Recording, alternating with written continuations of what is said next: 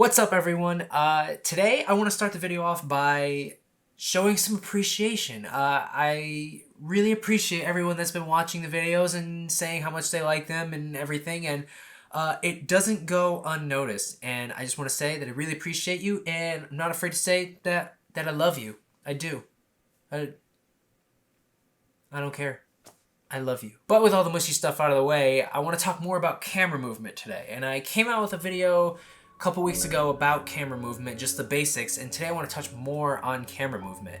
And today I want to talk about motivated camera movement. Motivated camera movement is pretty much the camera moving with things that are moving in the scene to then change its point of view. So it follows something in the scene, which then will lead to the new thing that the camera is trying to show you. Instead of the camera freely just moving on its own, something is guiding it. That is motivated camera movement.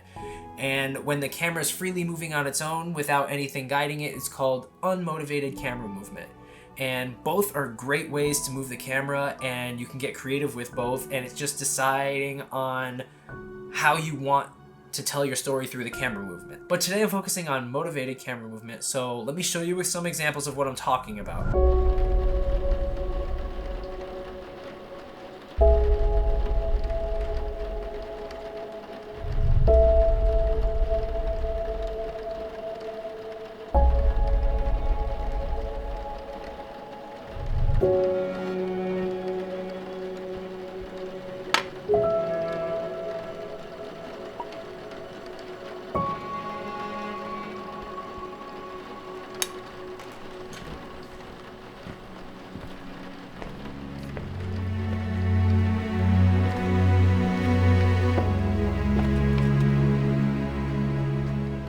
In this scene I did for a music video, the camera starts on the window, which then moves to a coffee cup, and that would be an unmotivated camera move. The camera is just freely moving to the coffee mug. Now the coffee mug is being picked up and a sip is taken by the character. We follow the coffee cup to the actor's face, which is a motivated camera movement, so that we see who the actor is, and then we follow the cup back down. The character then stands up and walks away from the table, and we follow the coffee cup, and this is motivating the camera to move to his new location, which is a piano.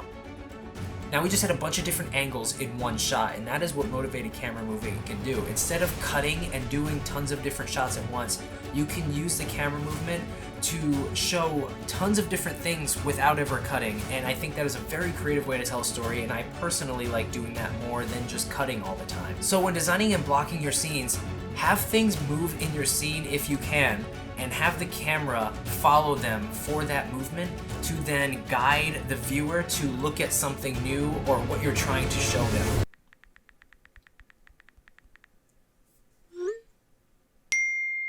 Did you get that? Should read that. Could be important. Thanks. Now I want to talk about subtle motivated camera movements that you probably don't notice unless you're looking for it, but it does make a difference in how the story is being told to you and how you connect with the overall shot. And this is something that I started doing a couple years ago, and I feel like it does make a difference. And it's using subtle movements from characters to move your camera. And what I'm talking about is this.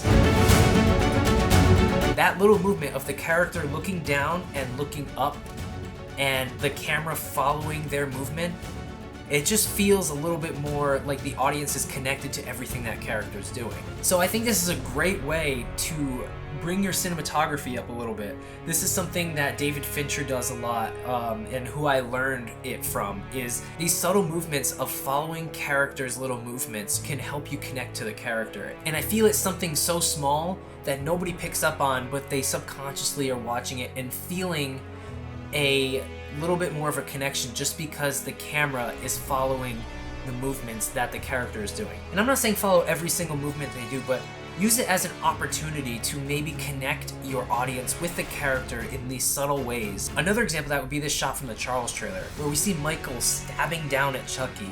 Now, if that was just a still shot, it wouldn't have that aggressiveness feeling to it as if the camera going down with it. So motivated camera movements are, I think, very important to know, and they can really help with getting a feeling across that you want to get across. And just the same thing as unmotivated camera movements for like emotional purposes, like some of the stuff I talked about in the last video.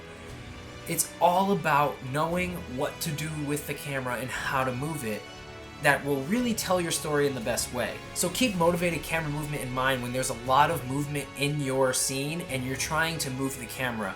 Try using some of those movements to guide your camera to the next point of interest that you are trying to show. But that is all I have on motivated camera movement right now. There is a lot to camera movement, and I think I'm going to be coming out with more videos on more detailed things about camera movement.